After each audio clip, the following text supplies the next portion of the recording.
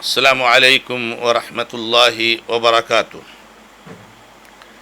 الحمد للہ رب العالمین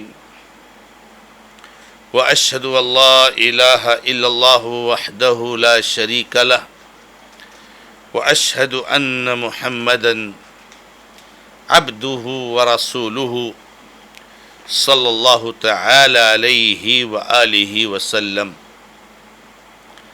اعوذ باللہ من الشیطان الرجیم، بسم اللہ الرحمن الرحیم۔ وَإِذْ أَخَذْنَا مِيثَاقَكُمْ وَرَفَعْنَا فَوْقَكُمُ الطُّورَ خُذُوا مَا آتَيْنَاكُمْ بِقُوَّةٍ وَاذْكُرُوا مَا فِيهِ لَعَلَّكُمْ تَتَّقُونَ۔ معزز و موقر ناظرین و ناظرات، شعبہ دعوت و تبلیغ جماعت المسلمین محصلہ کے اس مبارک سلسلے میں آپ کا خیر مقدم ہے۔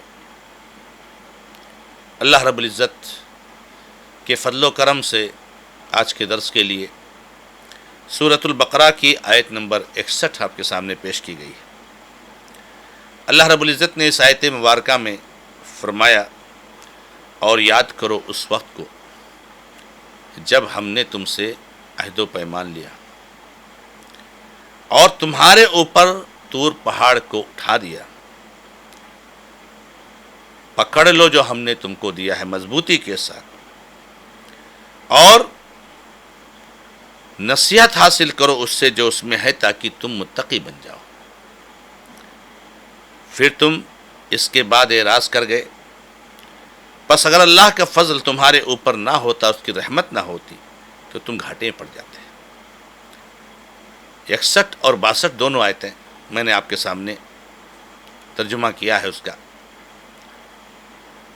میرے بھائیوں اور میری بہنوں، آپ کو یاد ہوگا کہ بنو اسرائیل پر اللہ رب العزت کی جو بے شمار نعمتیں رہی، ان نعمتوں اور ان واقعات اور ان کی خصوصیات کا پچھلی کئی آیتوں میں اللہ نے ذکر کیا ہے۔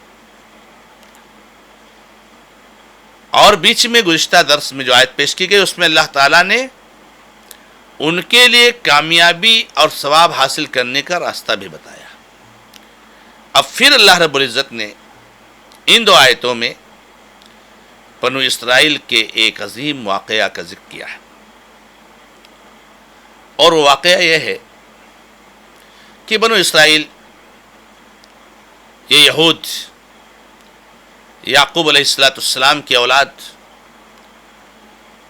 یہ تورات جب اللہ رب العزت نے موسیٰ علیہ السلام کو عطا فرمائی تو اس پر عمل کرنے سے کترا رہے تھے، اس پر عمل کرنے کے لیے تیار نہیں ہو رہے تھے۔ تو اللہ رب العزت نے ان سے عہد و پیمان لیا تورات پر عمل کرنے کا، اور عہد و پیمان اس طرح سے لیا کہ طور پہاڑ کو اٹھا دیا اللہ رب العزت نے ان کے اوپر۔ طور پہاڑ کو اللہ رب العزت نے ان کے اوپر اٹھا دیا اور کہا، بتاؤ تم عہد کرتے ہو تورات پر عمل کرنے کا یا نہیں کرتے ہو، ورنہ ابھی تم کو پہاڑ گرا کر کے کچل دیا جائے گا۔ انہوں نے اللہ رب العزت سے وعدہ کیا، عہد و پیمان کیا۔ یہاں پر اللہ تعالیٰ نے کہا کہ یاد کرو اس وقت کو جب ہم نے تم سے عہد و پیمان لیا اور طور پہاڑ کو تمہارے اوپر اٹھا دیا۔ یہاں بھی میرے بھائیوں، کچھ عقل پرست لوگ اور عقلانی لوگ اور سلف صالح کے منہج سے ہٹے ہوئے لوگ اس چیز کو بھی اپنے اندر ہضم نہیں کر پائے، اور ان کی عقل اس کو قبول نہیں کر پا رہی ہے کہ طور پہاڑ کو کیسے اللہ تعالیٰ اٹھا دے گا، پہاڑ کو کیسے ان کے اوپر اٹھا دے گا۔ سبحان اللہ! بار بار اللہ رب العزت قرآن کریم میں یہ بیان فرماتا ہے، ان اللہ علی کل شیء قدیر، اللہ ہر چیز پر قادر ہے۔ اللہ تعالیٰ ہر چیز پر قادر ہے۔ اللہ رب العزت نے تو پوری کی پوری بستی اٹھا کر کے اور آسمان سے الٹ کر کے اس کو گرا دیا۔ اللہ رب العزت ہر چیز پر قادر ہے۔ اللہ رب العزت کا تو معاملہ یہ ہے انما امرہ اذا اراد شیئا ان یقول له کن فیکون۔ جب کوئی کام کرنا چاہے تو کہہ دے ہو جا، ہو جاتی۔ اس کے لیے کوئی کام مشکل تھوڑی ہے۔ وما ذلک علی اللہ بعزیز، اللہ پر کوئی مشکل نہیں۔ کیوں آپ کی عقل نہیں قبول کرتی؟ کیوں آپ کے دماغ میں نہیں بیٹھتی ہے؟ تو اس کی تعویل کرتے کہتے اللہ تعالیٰ نے اس پہاڑ کو ایسا جھکا دیا کہ جیسے ان کو ایسا لگ رہا تھا پہاڑ ان کے اوپر آ گیا۔ یہ تعویل کرنے کی ضرورت نہیں۔ اللہ رب العزت نے اپنی کتاب میں جو لفظ استعمال کیا ہے اس کو بیان کیا جائے، اس کو بتایا جائے۔ اللہ نے اٹھا دیا ان کے اوپر تو پہاڑ کو۔ اب اس کی کیا کیفیت ہے، کیا ڈیٹیل ہے، کیا تفصیلات ہے، یہ ہم کو نہیں معلوم۔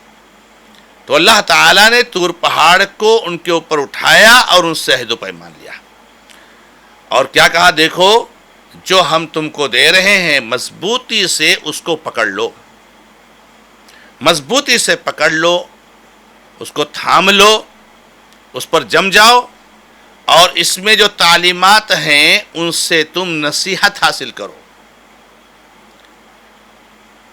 جب یہ کام تم کرو گے تو تمہارے اندر تقویٰ پیدا ہو جائے گا، تم متقی بن جاؤ گے۔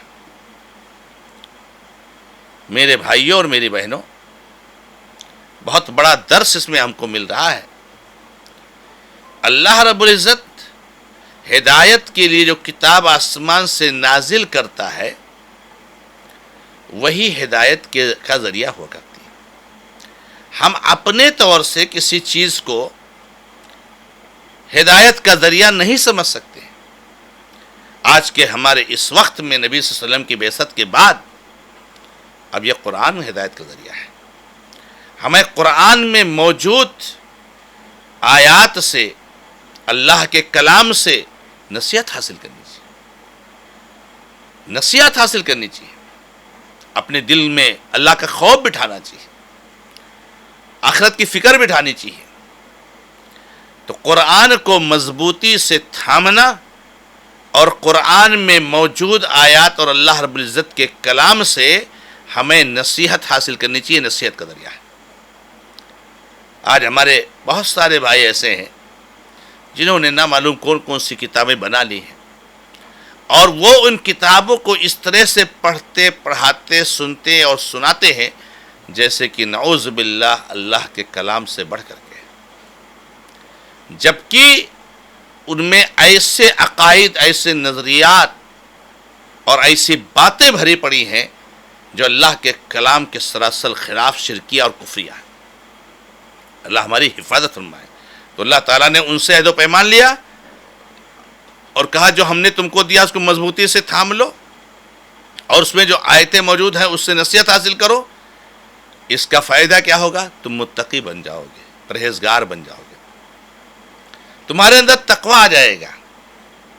یہ اللہ رب العزت نے عہد و پیمان بنو اسرائیل سے لیا، لیکن بنو اسرائیل اپنی سابقہ رویہ اور روش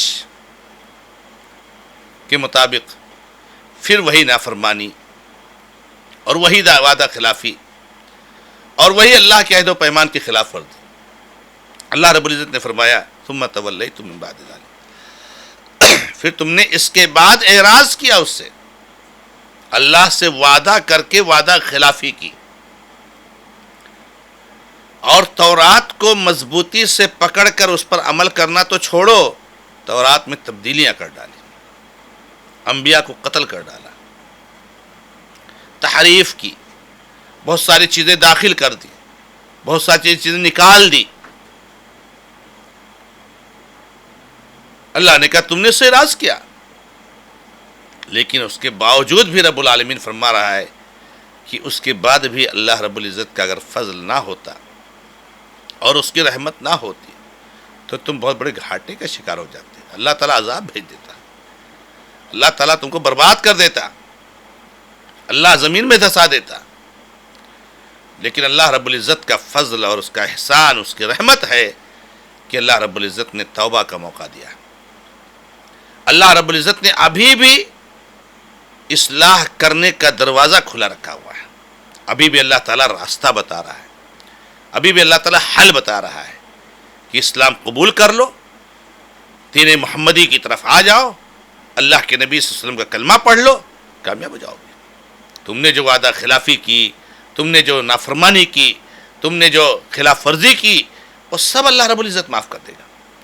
تو اللہ تعالیٰ نے کہا کہ اگر اللہ رب العزت کا فضل تمہارے اوپر نہ ہوتا اور اس کی رحمت نہ ہوتی, اللہ کی رحمت ہر چیز کو وسیع ہے. اللہ کی رحمت ہے کہ ایک مشرک اور ایک کافر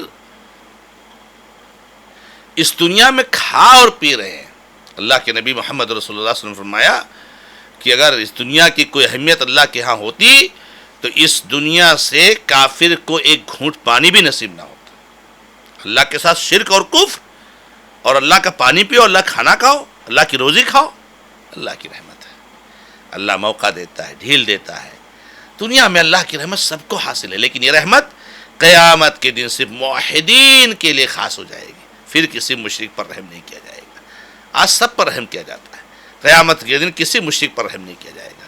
صرف مومنوں کے لیے رحمت کے دروازے کھلے ہوئے ہوں گے, اور اللہ رب العزت جو ہے ان پر رحم کرے گا. تو اللہ تعالیٰ نے فرمایا اللہ کا فضل احسان ہے کہ رب العزت نے تمہاری حفاظت کی, تم کو بچایا اور تم کو توبہ کا اور اصلاح کا موقع دیا. تو میرے بھائیوں, ان دونوں آیتوں میں اللہ رب العزت نے بنو اسرائیل کے ایک واقعے کا تذکرہ کرتے ان کی یاد دہانی کرائی ہے, اور اللہ رب العزت نے اپنے فضل کا تذکرہ کیا ہے. ہمیں اللہ کی نعمتوں کو یاد کر کے اللہ رب العزت کا شکرگزار بندہ بننا چاہیے. رب العزت ہمیں توفیق عطا فرمائے. ھذا ما عندی, اللہ تعالی عالم, والحمد للہ رب العالمین, وصلی اللہ علی محمد وسلم تسلیما کثیرا, والسلام علیکم ورحمۃ اللہ وبرکاتہ.